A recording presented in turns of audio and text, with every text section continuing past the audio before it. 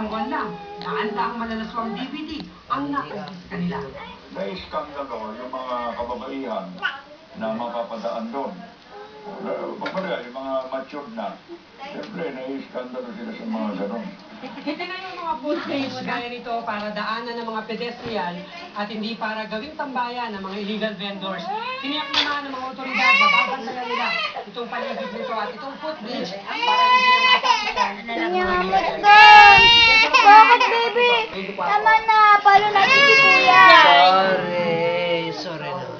Hindi lang pala ibuo ng pagkakaroon ng Bebem na yung manong. Psychiatry and neuroscience expert mula sa University of California na si Dr. David Emerald.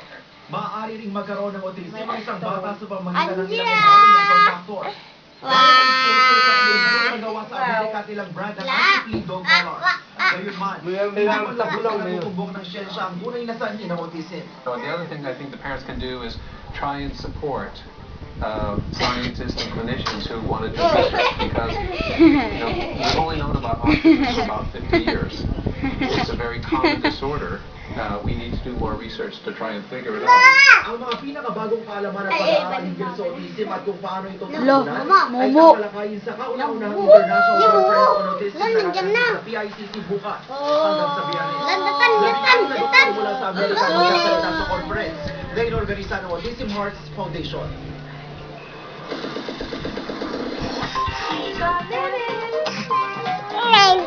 Ikaw ang binibidyo ko. Huwag kang manood ng iba, baby.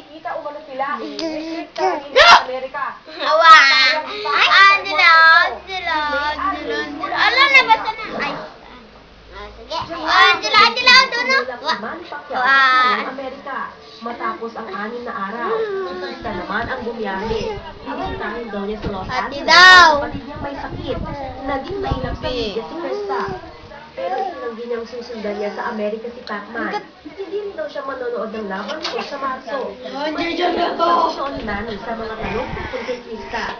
Pero ngayon, diretsahan ng nagsalita kaugnay sa mga bali-balitang nagkikita sila dito sa LA. Alam mo, sa totoo lang, yung Sabi ka rin natin yan. Kita kami na nag-dinner. Katotohanan yun. Hello. Ano yan? Sino yan? Si? Natong sweet sila ni Krista. Si Kuya? Nakagaling lang daw ito sa pelikula nila noong isang taon. Nakafocus daw si Nani sa training. Tuwing weekend lang daw siya lumalabas kapag walang ensayo. Halika. Ay! Sino yan si Hindi Kuya? ano na ako, apartment. Oo. Hindi ako lumalabas at lagi ko naman nakakausap si Jinky. Alam niya kung nasaan ako. Pinag-iisip siya ng Nani at yes, pagtasa pa ng kaso laban sa mga nagkakalat ng anay ng panirang kwento na wala naman daw pruweba. Gagawin niya raw ito para na rin sa kanyang pamilya. Kaya ako nang binigyan nila para patunayan nila kung baga sa ano. Dalawa tayo. Kinonsulta ko na konsulta ko sa abogado mo. Hindi bali magkasundo. Tayo ka, baby. Kiss mo, kiss. Kiss mo ako. Punta tayo, pig. Punta tayo, pig. Kiss mo ganito ako. Kiss. Kiss mo. Kiss ako, baby. Kiss. They're trying to... Wag, ako na lang. Kiss mo. Kiss mo ako. Kiss. Punta na tayo, pig. Dilat mo siya, baby. Dilat. Punta tayo, pig. Dilat. O, kiss mo muna ako. Kiss mo muna ako.